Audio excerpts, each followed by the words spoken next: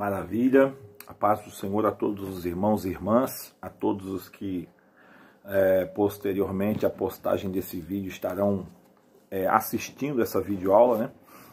Retornamos aqui para mais uma videoaula nesse dia. Vamos estar gravando hoje a videoaula referente à lição de número 8, né? A lição de número 8, a última nós falamos sobre a lição de número 7, né?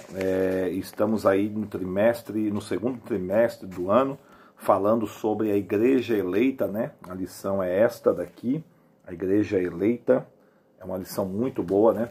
Estamos aí já indo para a lição de número 8, hoje com essa videoaula. Na lição passada nós falamos aí, comentamos aí um pouco sobre Cristo, é a nossa reconciliação com Deus. Falamos também na lição antepassada, na lição número 6, a condição dos gentios. A lição número 5, libertos do pecado para uma vida nova. Falamos na lição 4, a iluminação espiritual do crente. A lição 3, a eleição e predestinação. A lição 2, a sublimidade das bênçãos espirituais em Cristo. E a lição número 1, um apanhado geral da carta aos Efésios, que é a base central desse trimestre. Hoje, falando sobre a lição 8, nós vamos falar sobre edificados sobre o fundamento dos apóstolos e dos profetas. Falar um pouco sobre esse tema, lembrando sempre que nossa lição, elas são muito sublimes, muito profundas, né, com temas bastante interessantes, importantes para a nossa fé. E numa videoaula aqui que a gente faz geralmente em torno de 40 minutos, não é o suficiente para transcorrer todos os pontos com bastante clareza, detalhes, né, enriquecimento da aula. Aqui a gente faz um apanhado bastante sucinto, resumido da lição, para não deixar passar em branco nesse período de pandemia, né? Então, nós estamos aqui para alimentar os irmãos com uma palavra, e eu quero que essa palavra venha a ser de bênção e edificação para a tua alma, elevo espiritual, e eu já faço uma oração a Deus nesse momento, antes de nós iniciarmos aí o tema da lição de número 8. Eu te convido a orar comigo. Senhor Deus e Pai, em nome do Senhor Jesus, eu me coloco em oração nesse momento para mais uma vez te louvar e te agradecer por essa rica oportunidade, te louvar e te agradecer por esse momento e por esse canal onde temos aí passado videoaulas sobre esta lição tão importante, Pai, temas tão interessantes para a igreja. Eu me coloco, Pai, como um instrumento e peço que o Senhor venha me instrumentalizar nesta noite e abençoar as vidas que vão estar assistindo essa videoaula. Abençoa cada um deles, diz Pai, que vão estar compartilhando, que o Senhor possa dar sabedoria e graça e entendimento na Tua palavra. Assim eu rogo as Suas bênçãos, já te agradecendo, pedindo a Tua presença, a Tua iluminação, o Teu discernimento espiritual sobre a minha vida, para transcorrer os pontos aqui desta lição, em nome de Jesus. Amém. Muito bem, queridos, feito essa oração, eu vos convido, você que tem uma lição em casa, né? Pegue sua lição, eu já creio que você já está munido dela, né? Ao iniciar esse vídeo, eu creio que você já está com a sua lição em mãos. Aos que assistirem esse vídeo que não tiver essa lição, né? A lição da CPAD, lições bíblicas, a igreja eleita, você que não tiver essa lição, pegue sua Bíblia, acompanhe, ou então se você conseguir baixar ela aí pela internet, tem algumas plataformas que fornecem, seria muito bom para você também poder fazer os seus estudos. Texto áureo. Texto áureo está em Efésios, capítulo 2, versículo 20. Dizendo assim esse texto: edificados sobre o fundamento dos apóstolos e dos profetas, de que Jesus Cristo é a principal pedra da esquina. Então, Paulo traz esse texto, traz esse tema, que serve para a lição de hoje, né? A edificação sobre o fundamento dos apóstolos e dos profetas. Onde estamos edificados? Qual é o terreno em que edificamos a nossa fé? Paulo já responde que é Jesus Cristo, né? A principal pedra de esquina, também chamada de pedra angular, ou a base fundamental de uma edificação, né? Os antigos se utilizavam muito da tal pedra fundamental, pedra de esquina, pedra angular, que era aquela que dava o início à empreitada de construção, ou também edificação. Então, a verdade prática colocada pelo autor da lição desse trimestre, né, que é o nosso querido pastor Douglas Batista, um comentarista da CPAD, que recentemente, né, passou a ser comentador também, mas já é um pastor com uma biografia tremenda. Eu já tive a oportunidade de ler 2 livros dele, então muito bom. Então vamos lá. Jesus Cristo é a pedra basilar da igreja, que está edificada por meio dos ensinamentos dos apóstolos e do testemunho dos profetas. Então, a verdade prática colocada aí pelo pastor Douglas Batista é que Jesus Cristo é a pedra basilar. Basilar aqui significa que é a base, né? A base fundamental, a base edificadora, que está edificada por meio dos ensinamentos dos apóstolos e do testemunho dos profetas. Então nós vemos aí que esta base é Jesus, o Cristo, né? O Filho do Deus vivo, o nosso Senhor e Salvador. Então vamos iniciar aí a introdução com a ajuda do Espírito de Deus. Vamos primeiramente ler o texto bíblico, né? Eu quero ler rapidamente. Esse texto está em Efésios, ele se utiliza do capítulo 2 de Efésios, né, que é o texto, é o livro ou a epístola escolhida para ser a base desse trimestre, do assunto tratado. Efésios capítulo 2, do versículo 20 até o 22. Depois se utilizaremos também da leitura de Mateus, Evangelho segundo escreveu Mateus, capítulo 7, o versículo 24, 25, 26 e 27. Então começamos a leitura em Efésios 2, 20, 21 e 22. Edificados sobre o fundamento dos apóstolos e dos profetas, de que Jesus Cristo é a principal pedra da esquina, no qual todo o edifício bem ajustado cresce para templo santo do Senhor, no qual também vós, juntamente sois edificados para a morada de Deus no Espírito. Mateus 7, 24 até o 27. Todo aquele, pois, que escuta estas minhas palavras e as pratica, assemelhá-lo-ei ao homem prudente que edificou a sua casa sobre a rocha. E desceu a chuva, e correram rios, e assopraram ventos, e combateram aquela casa, e não caiu, porque estava edificada sobre a rocha. E aquele que ouve estas minhas palavras e as não cumpre, compará-lo-ei ao homem insensato que edificou a sua casa sobre a areia. E desceu a chuva, e correram rios, e assopraram ventos, e combateram aquela casa, e caiu, e foi grande a sua queda. Então nós vamos ver aí que por meio da reconciliação efetivada na cruz, Cristo deu início à era da igreja, né? Deu início formando assim a igreja. Então o apóstolo Paulo a compara como um edifício em construção. Está em Efésios 2, 21. A pedra angular dessa edificação é o Cristo, né? É o fundamento e a doutrina dos apóstolos e os testemunhos dos profetas. Assim, há o propósito divino de que sejamos o templo santo do Senhor, a morada do Altíssimo, e também estudaremos cada um desses aspectos na lição de hoje. Então, o primeiro ponto da lição fala sobre um edifício espiritual, o santuário judeu. Primeiro subtópico, lembrando, eu estou iniciando aqui o tópico de número 1, que é um edifício espiritual. Dentro do tópico número 1, nós vamos encontrar aí 4 subtópicos. O primeiro subtópico é o santuário judeu, o segundo subtópico é o santuário cristão, o terceiro subtópico é a pedra angular e o quarto subtópico é Cristo, a pedra principal. Vamos ao primeiro, que é o santuário judeu. O templo em Jerusalém era o símbolo do exclusivismo de Israel como povo de Deus. Lá em 1 Reis 8, 16 ao 20, nós encontramos aí uma base para isto. A proibição dos estrangeiros a acessarem o templo era um motivo de inimizade entre judeus e gentios. Ao reconciliar ambos os povos, Cristo aboliu as leis cerimoniais, desfez a inimizade entre eles e formou uma nova humanidade que é denominada a Igreja. Assim, o templo judaico perde sua relevância e um novo conceito de santuário é apresentado. Então, a gente viu na aula passada aí, né, queridos, que na aula passada nós falamos sobre a reconciliação com Deus. Nós vamos ver que há 3 tipos de povos, melhor dizendo, né? Há 3 tipos de povos na Bíblia Sagrada.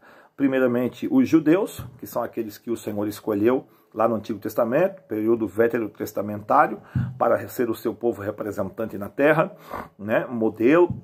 Depois os gentios, que são todos os demais povos fora dos judeus, fora dos hebreus. E nós vemos agora um terceiro povo sendo criado pelo Cristo, que é a igreja. Então, nós éramos gentios, hoje somos igreja.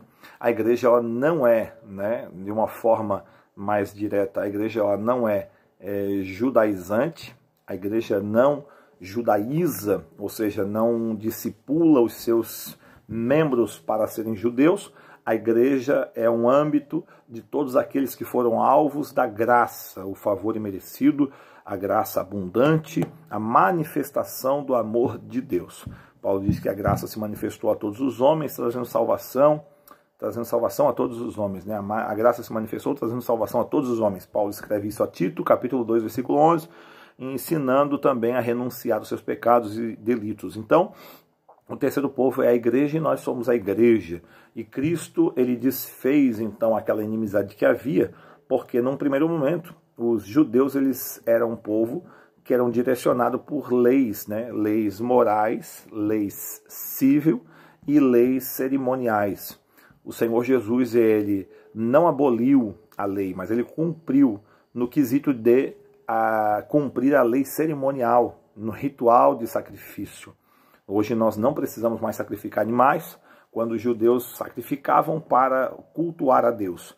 O Senhor Jesus ele cumpriu de uma forma objetiva e perfeita esta lei cerimonial, sendo que aboliu ela, então, agora do novo pacto, não precisando mais os membros, assim podendo se dizer, né, desse novo tempo de fazer sacrifícios. Nós ainda vivemos sob a lei moral e a lei civil, porém a lei cerimonial foi para nós abolida, porque ela foi cumprida em Cristo Jesus, com perfeição, diga-se de passagem.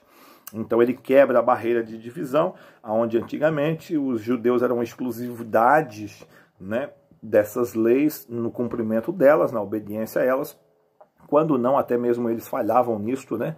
Mas enfim, eles tinham essa exclusividade. Hoje já nós não temos mais essa barreira que nos impeça, porque em Cristo nós cumprimos esta lei cerimonial, né? Assim sendo, há uma quebra de barreira aí. Então vamos lá, o santuário judeu, nós falamos, era o templo judaico, era uma exclusividade deles, agora já não há mais necessidade de seguir aquele rito judaico. Então agora nós vamos ver sobre o santuário cristão. Os que pertencem a Cristo são comparados a um edifício onde Deus habita em espírito. O ensino apostólico lembra a Salomão que este reconheceu que o templo em Jerusalém não poderia conter a Deus. E reafirma, isso está lá em 1 Reis 8:27, e reafirma a instrução de Estevão em que o Altíssimo não habita em templos feitos por mão de homens, Atos 7:48. Desse modo, os crentes, judeus ou gentios, tornaram-se templo onde o Espírito de Deus habita, 1 Coríntios 3:16, nós somos templo e o Espírito Santo habita em nós, em que eles são pedras vivas e um edifício espiritual. Então nós vemos aí no segundo subtópico o santuário cristão. O santuário cristão hoje não se resume simplesmente ao templo de pedra, o local onde nós nos reunimos, nos congregamos para adorar a Deus. Aquele lá é o templo, é a igreja, né? A igreja de uma forma organizacional. A igreja hoje a gente sempre ensina e explica que ela tem duas faces, a face de organismo e a face de organização. A face de organismo é aquela que leva uma nomenclatura chamada de denominação, onde por detrás tem um regimento, um estatuto, tudo vinculado à Bíblia Sagrada, lógico, né, baseado, regimentado pela Bíblia Sagrada, mas é a parte organizacional, onde possui a sua diretoria, os seus administradores e tal. A parte como organismo, que ela passa por cima de tudo isso, somos nós que somos salvos pelo Senhor, que somos o templo, ou melhor, o santuário do Espírito Santo. E este santuário não é composto por pedra, por tijolo, por barro, por cimento. Esse santuário somos nós, os nossos corpos, que habita o Espírito Santo, ou onde habita o Espírito Santo, ou aonde ele deve habitar, né? Então assim é o templo cristão, o santuário cristão. Terceiro subtópico, a pedra angular. Na arquitetura antiga, a construção de um edifício requeria uma pedra angular. Ela é traduzida como a pedra mais importante ou a pedra principal. Ela era posta no canto do prédio para sustentar o alicerce, firmar e unir toda a estrutura e manter as paredes em linha certa. Para que se tenha uma ideia dessa dimensão, em uma das escavações no local do templo em Jerusalém foi encontrado um monólito com cerca de 12 metros de comprimento. Então, perdão, queridos, para nós ter uma ideia aí, a pedra angular era a principal pedra, né? Ou a mais importante, a pedra mais importante de uma edificação aí nos períodos antigos, né? Na arquitetura antiga. E foi encontrado em Jerusalém, numa escavação arqueológica, né? Um monólito de 12 metros, que seria praticamente essa base da construção, né? Essa pedra, chamada também de pedra mais importante, ou a pedra angular. Cristo ele é comparado, numa linguagem simbólica, figurativa, a uma pedra angular, ou seja, a base para uma construção. E dizem, né, os mais sábios nessa questão, nessa área, que essa pedra ela era a base para uma construção alinhada, né? Ela tinha que ser uma pedra bem cortada, uma pedra que tinha os seus ângulos perfeitos, né, a sua linha perfeita, para poder dar assim, então, todo um norte, ou toda uma direção alinhada, né, aprumada, para uma construção bem sucedida. E Cristo é essa base, né, como nós já vimos na leitura ali da classe, Mateus 7, 24, quando a Bíblia, o Senhor Jesus nos traz essa parábola representando o homem sábio aí, como aquele que constrói sua casa sobre um terreno sólido, um terreno firme, e mesmo vindo aí as intempéries, sua casa não cai, não é destruída. Então vamos lá, o quarto subtópico do tópico primeiro. Para nós concluir o primeiro tópico, vamos falar agora no quarto subtópico, Cristo, a pedra principal. A identificação de Cristo como a pedra angular remonta à profecia messiânica em que a pedra rejeitada tornou-se cabeça de esquina. Isso está lá em Salmo 118, versículo 22. Ele mesmo afirmou ser a cabeça da esquina. Marcos, capítulo 12, versículo 10. Assim como também os apóstolos testificaram ser Cristo a pedra principal, Atos 4 e 11, 1 Pedro 2 e 7. Portanto, a pedra angular deste novo santuário é o próprio Cristo. No Sermão do Monte, aprendemos que o homem prudente edifica a sua casa sobre a rocha, que é Jesus o Cristo. Então, para nós encerrar o primeiro tópico da lição, a gente percebe que Cristo é a pedra principal, né? Ilustrado aí nas palavras bíblicas, ele é esta pedra que foi rejeitada pelos construtores. A própria Bíblia diz que foi rejeitado pelos construtores, né? Aqui esses construtores representam a nação, né, escolhida, a nação de Israel, os principais de Israel, né, os líderes, os sacerdotes, os religiosos rejeitaram o Senhor Jesus, mas todo aquele que sobre ele edifica a sua casa, todo aquele que sobre ele põe a sua fé, não é abalado, né? Não será abalado. Assim nós vemos também na parábola de Mateus 7, 24, onde Jesus compara todo aquele que nele crê, todo aquele que sobre ele firmar a sua fé,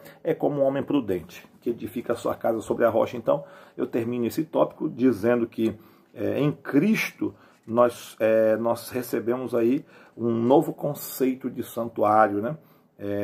E os crentes são comparados a um edifício espiritual, onde Cristo é a pedra basilar, é a pedra principal. Então, construa a tua vida espiritual, a tua fé em Cristo Jesus, né? Não ponha a tua fé em qualquer terreno, não vá atrás de qualquer coisa que você ouve por aí. Hoje nós estamos numa era de informação, onde a internet tem propagado muita coisa, mas nem tudo o que se é propagado, nem tudo que se vê, se ouve, nem tudo que se lê é verdade, né? É preciso saber filtrar, é preciso buscar de Deus o discernimento e, principalmente, ter íntima comunhão com a Bíblia, as Sagradas Escrituras, porque são elas que vão nos orientar. Vamos ao segundo tópico da lição, falando sobre o fundamento, apóstolos e profetas. Esse tópico ele conta com 3 subtópicos. Eu vou passar um a um aqui e vamos tentar aqui trazer o resumo do tópico 2 para os irmãos. O primeiro subtópico, o conceito de apóstolos. Vamos ver aí a etimologia, né, a definição etimológica da palavra apóstolos. O termo no grego apóstolo é usado para enviado ou mensageiro. Então a palavra apóstolo, no sentido original do grego, né, na linguagem grega, significa ser aquele que é enviado ou mensageiro. O apóstolo é centrado na natureza da missão de Cristo, que foi enviado para ser o Salvador do mundo. Hebreus 3, capítulo 3, versículo 1, 1 João 4,14. Nos evangelhos Mateus, Marcos e Lucas, usam o termo quando se referem aos 12 escolhidos por Jesus. Eles foram testemunhas oculares do ministério, morte e ressurreição de nosso Senhor. Assim, Paulo também foi chamado pelo próprio Senhor para ser apóstolo, lá em 1 Coríntios 15, versículo 8 e 9, Romanos 1 e 1. Aos apóstolos foi confirmado o ministério da palavra com o cumprimento de instruírem a igreja, Atos 6. Nesse aspecto, os apóstolos são aqueles que foram comissionados por Cristo para a igreja primitiva, e a mensagem de Cristo é o fundamento. Então a gente vê que esse termo é muito utilizado aí hoje, né? Há alguns líderes, né, se denominando apóstolos, sendo consagrados apóstolos. Esse termo ele foi utilizado por Jesus para aqueles que andaram com ele, né, que tiveram a visão do que ele fez, testemunharam os fatos ali, vivenciaram os fatos ali feitos por Jesus, né, seus milagres, suas bênçãos, né, suas palavras, seus ensinos e também sua morte e sua ressurreição. Eles foram comissionados, eles receberam do próprio Senhor Jesus a ordenança ali, né, ou uma ordem, né, uma intimação de levar essa palavra à frente, de fundar ali, né, o colegiado de Cristo, dando ensinamentos e fazendo prosperar assim esses ensinamentos sobre todos aqueles a quem eles alcançassem. Então eles foram tratados como apóstolos, foram chamados de apóstolos, santos apóstolos. E Paulo, ele mesmo se coloca depois como um abortivo, sendo um dos últimos a serem tratados como apóstolo pelo Senhor Jesus, já ressurreto, já assunto aos céus. Lá no capítulo 9 de Atos, Paulo ele recebe uma visão e uma audição da voz do Senhor ali, e o Senhor o separa para ser um apóstolo dos gentios, né? Aquele que seria um missionário que iria percorrer as cidades gentílicas daquele antigo tempo, pregando a Jesus Cristo ressurreto. Então esse é o termo apóstolo, a definição, o conceito, é aquele que é enviado, é aquele que é um mensageiro do Senhor, no caso, aqueles que presenciaram, né? Não vemos hoje uma base bíblica para a separação de apóstolos, né? A Bíblia não nos dá um amparo legal para isso, né? Apóstolo é aquele que é enviado propriamente pelo Senhor. Hoje nós somos enviados, sim, né? Mas uma ordenança universal para todo aquele que crê, para todo aquele que é salvo, recebe essa ordem, né? Ir e pregar o Evangelho, mas não temos essa prerrogativa de nos intitular apóstolos. Somos sim servos ou testemunhas do Senhor Jesus pelo que ele fez em nossa vida, né?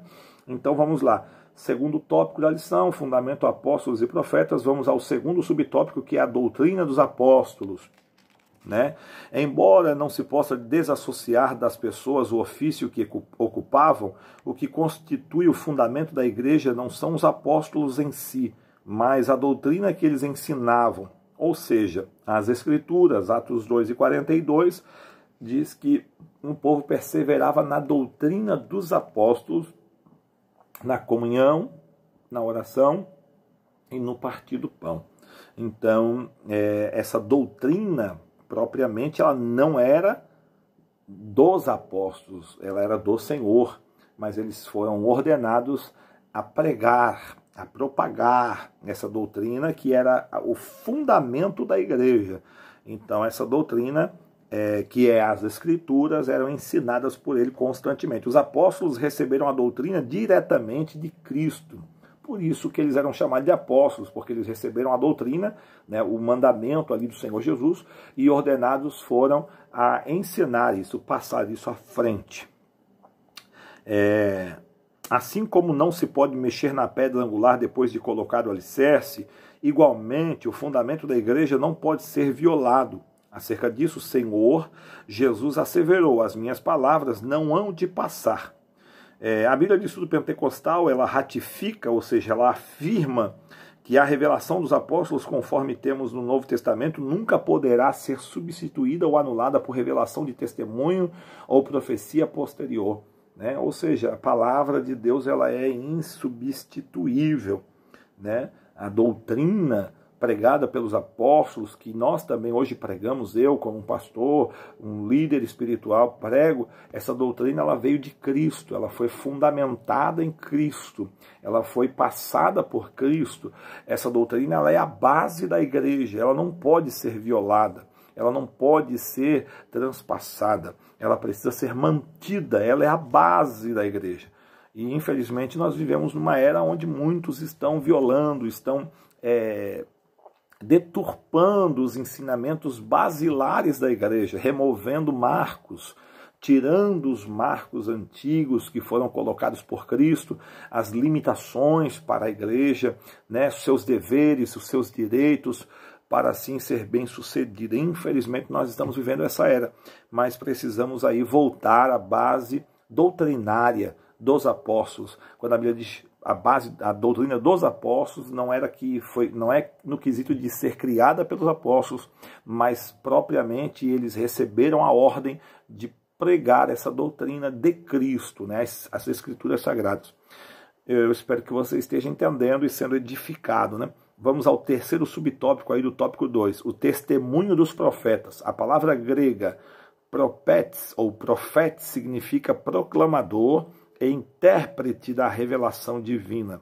A ordem da frase em Efésios 2:20, apóstolos e profetas, indica tratar-se dos profetas da igreja e não os do Antigo Testamento.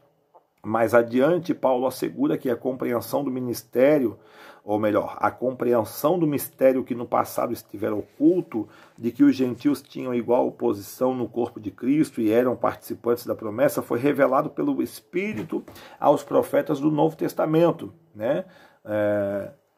Assim, os profetas neotestamentários que falaram inspirados pelo Espírito Santo, 2 Pedro 1:21, perfazem o alicerce da igreja de Cristo. Então, né, aqui o testemunho dos profetas, ou a palavra aí, dada pelos profetas neotestamentários, ou seja, os profetas do Novo Testamento, os homens ali que vieram após Cristo propagando o Evangelho, os profetas do Senhor Jesus. Esse termo profeta, esse profeta do Novo Testamento não é aquele profeta do Antigo Testamento, aquele ofício de profeta do Antigo Testamento se encerrou em João. A Bíblia diz que João foi o último dos profetas, né? No quesito de profeta como Elias, como Isaías, como Jeremias, que eram aqueles chamados de Nabi, né? Ou aqueles que traziam de Deus palavras, né? De orientação, de repreensão, de recomendação. Hoje, o profeta ele é tido como aquele que é o proclamador ou intérprete da revelação. Nós somos profetas, sim. Somos profetas bíblicos. Pregamos, profetizamos a Bíblia, profetizamos as Escrituras, né? Trazemos a proclamação das Escrituras. Profetizamos, sim, quando estamos pregando a palavra. Infelizmente, esse termo ele foi muito deturpado, uma certa leviandade de muitos que acharam que ser profeta é simplesmente falar línguas estranhas, que nós cremos nos dons, cremos no dom das línguas estranhas, né? A revelação, a interpretação, a profecia, mas o termo profeta do Novo Testamento ele diz respeito àquele que proclama a palavra, aquele que interpreta a palavra, né? Que é o intérprete da revelação divina, ou seja, ele traz pela inspiração do Espírito, essa mensagem bíblica, cristocêntrica, né, para a conversão dos ouvintes. Então a ordem da frase em Efésios 2:20, apóstolos e profetas, indica tratar-se dos profetas da igreja e não os do Antigo Testamento. Amém, queridos? Eu encerro aqui o segundo tópico, nós já estamos aí com 30 minutos, eu quero em 10 minutos encerrar a lição, o nosso objetivo é 40 minutos de videoaula, então eu vou para o terceiro tópico, crendo assim que você está me acompanhando e sendo assim abençoado. Né? Então, o terceiro tópico, nós vamos falar sobre edificados para a morada de Deus. Para que nós somos edificados? Para que nós nos convertemos? Para que fomos chamados? Para sermos morada de Deus. Né? Então, vamos ao primeiro tópico. O terceiro tópico da lição, ele vem trazendo aí 3 subtópicos. Para depois nós concluir fechando essa lição, eu vou falar aí sobre o primeiro subtópico, que é edifício bem ajustado. A expressão todo o edifício bem ajustado cresce, né, que está aí em Efésios 2:21, nós estamos falando sobre Efésios 2:21, né, 2:21, do 20 ao 22, né, usando esses 3 versículos como base para a lição de hoje. Então, você que não tem a lição, acompanha aí nesses textos e ouça com atenção aí. Então, esse termo, todo edifício bem ajustado cresce, indica um processo contínuo de desenvolvimento dos crentes. Nós estamos em contínuo processo. É um processo constante, permanente. Né? O profeta Oséias, no capítulo 6, ele vai dizer: cresçamos e prossigamos em conhecer, ou melhor, conheçamos e prossigamos em conhecer ao Senhor. Então, é um ato contínuo. O conhecimento, ele não se vem num dia, numa hora. O conhecimento, ele é buscado dia após dia, é um ato contínuo. Então, eu preciso estar em constante busca, em constante aprendizado, isso até o arrebatamento, né? Então, significa aí esse edifício bem ajustado, cresce, significa nosso constante desenvolvimento, o nosso constante lapidar. O Senhor está nos lapidando. Então, nós precisamos estar aí em sintonia com a palavra e com a presença do Espírito Santo. O crescimento da igreja também depende de tudo ser bem ajustado a Cristo, é lógico. Nós temos que ter uma vida cristocêntrica, totalmente voltada para o Senhor Jesus. Desta forma, nós vamos sendo ajustados aí à medida do seu querer. Nessa caminhada, o salvo comporta-se como filho obediente e passa a evidenciar o fruto do Espírito Santo. Na nossa caminhada, nós temos que se comportar como um filho obediente e não como um rebelde.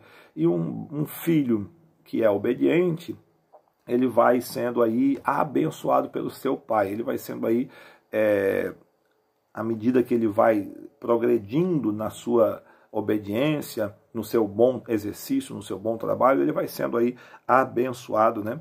Então, nós precisamos aí ter esse comportamento de filho obediente e evidenciar esse comportamento com os frutos do Espírito Santo, ou melhor, com o fruto, né? Não são os frutos. A gente às vezes se equivoca no falar sobre o fruto do Espírito Santo, os frutos, não, é o fruto.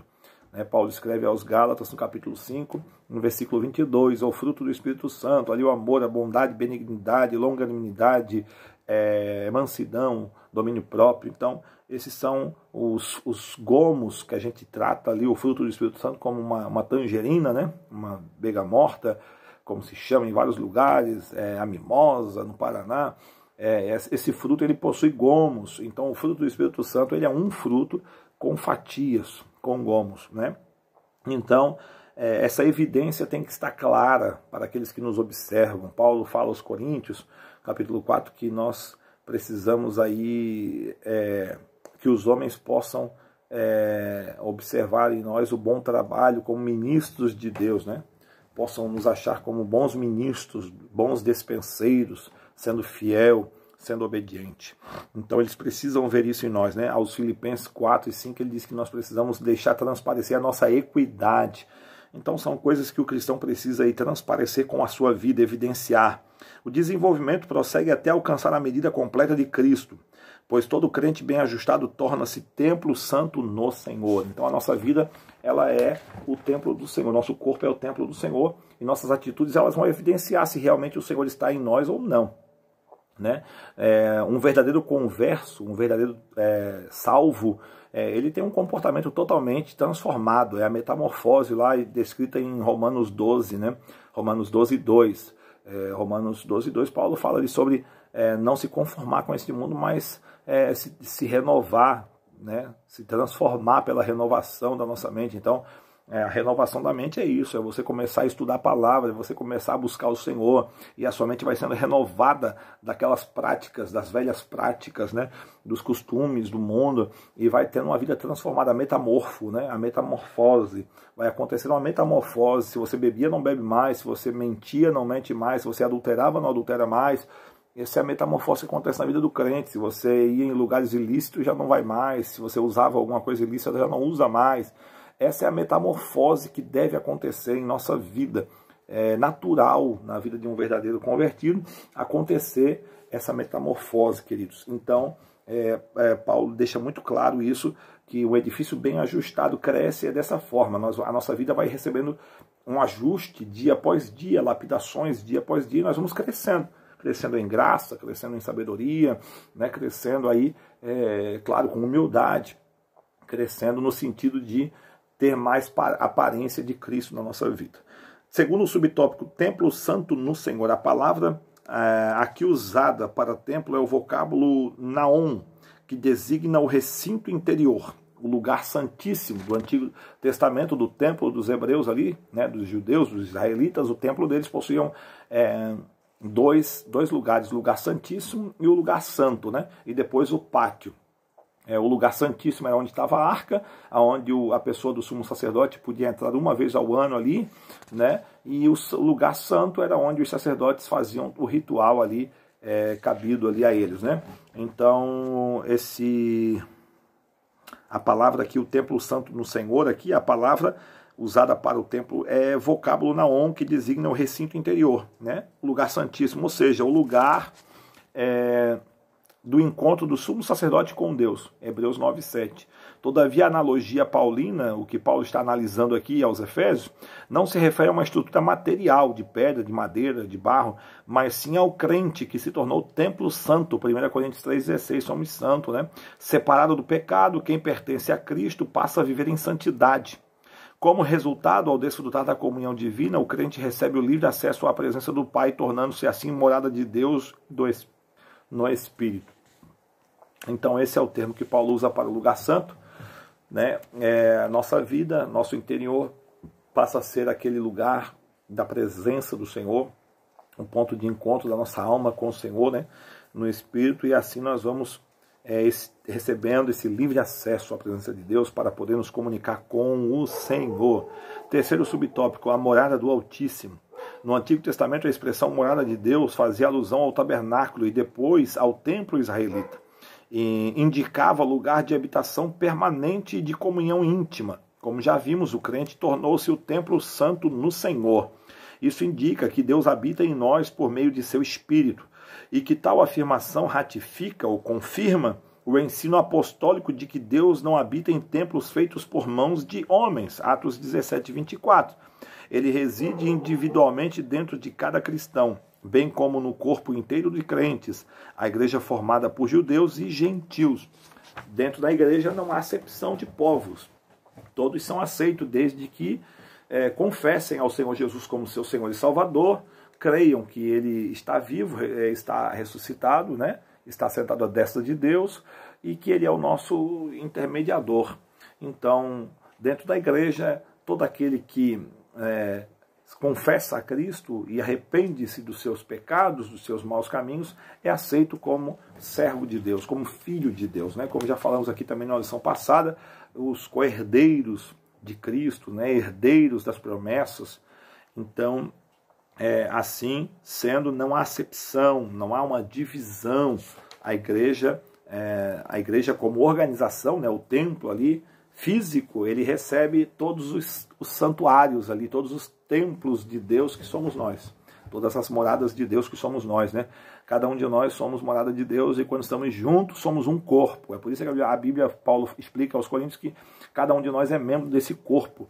Quando nós estamos juntos, somos um corpo só em Cristo Jesus, né? E o Senhor habita em todos nós porque assim como a alma habita dentro de um corpo, né, o espírito, assim o Senhor habita em nós, nos dando vida, nos dando vigor, nos dando saúde, nos dando o seu espírito de vida e também a sua presença gloriosa. A comparação da igreja, para concluir aqui agora a lição, eu vou falar aqui, a comparação da igreja como edifício em construção indica que estamos em processo de aperfeiçoamento até que todos cheguemos à unidade da fé. A pedra angular, que é o próprio Cristo, não pode ser substituída. A doutrina dos apóstolos e o testemunho dos profetas não podem ser revogados. Então, queridos, entenda que nós não podemos escolher aqui o que fazer, o que falar. Não, não, não. Nós possuímos uma base para reger a nossa vida. Nós regemos a nossa vida pela santa doutrina, né? A doutrina que foi imposta pelo Senhor Jesus, né? Que foi dada pelo Senhor Jesus aos santos apóstolos, aos homens que ele escolheu para segui-lo e orientou eles por um período de 3 anos e meio, e depois ele instituiu eles como apóstolos para levarem à frente a santa doutrina, e assim hoje nós estamos aqui porque recebemos esta santa doutrina como base de fé, e cremos no Senhor Jesus e vivemos assim. Então, queridos, viva a sua vida sob a pedra angular que é Cristo, os seus mandamentos, permita que o Espírito de Deus te aplane, te nivele, te aperfeiçoe, para que você possa chegar ao período de perfeição, ao dia da perfeição, onde nós então todos teremos o glorioso encontro com o Senhor Jesus, né? O sábio diz que o homem é como a luz da aurora, que vai crescendo até que seja um dia perfeito, né? Até chegar o pino maior, o cume. Então nós estamos em fase de crescimento, de aperfeiçoamento, e um dia chegaremos à estatura de varão perfeito e nos encontraremos com o nosso Senhor nos ares. Glória a Deus por isso. Eu concluo a lição de hoje e rogo a Deus em oração para que essa lição venha servir de bênção para a tua alma. Eu espero que você possa se alimentar nesses 42 minutos de videoaula, e mais uma vez rogo as suas orações e agradeço a cada um que tem assistido nossas videoaulas. Eu sei que não são muitos, nós não somos famosos, não temos todo um aparato para fazer uma boa videoaula, mas eu tenho tentado me esforçar ao máximo de fazer aquilo que eu posso e está ao meu alcance. Amém, queridos? Vamos orar. Senhor Deus e Pai, eu quero te agradecer e te louvar por esse momento de videoaula. Eu quero te agradecer porque o Senhor tem nos dado o privilégio de propagar a Tua Palavra, as Suas santas doutrinas. Eu quero te agradecer, Senhor, por cada irmão e irmã que tem contribuído assistindo, Senhor, estas videoaulas, compartilhando desses ensinos. E eu quero te louvar porque o Senhor é bom. Abençoa cada um destes, Pai, que assistiu essa videoaula, abençoa o seu lar, a sua casa, a sua saúde, guarda ele debaixo do teu nome, do teu poder, cobre com teu sangue, Jesus, e livra do mal. Abençoa a tua igreja nesse momento de pandemia, no momento de crise, de incertezas. Senhor, desperta a tua noiva, traz os verdadeiros, Pai querido, os corajosos ao posto em que eles devem estar, propagadores do Evangelho, ganhadores de alma, para que a sua obra venha a ser crescida a cada dia e assim o teu nome venha a ser glorificado. Eu te agradeço e te louvo em nome de Jesus. Amém. Fiquem com Deus, fiquem na paz do Senhor Jesus, na graça do Espírito Santo de Deus. Fiquem aí na presença dele, vigilantes, atentos, e até a próxima videoaula, assim Deus permitindo. Amém? Um abraço a todos.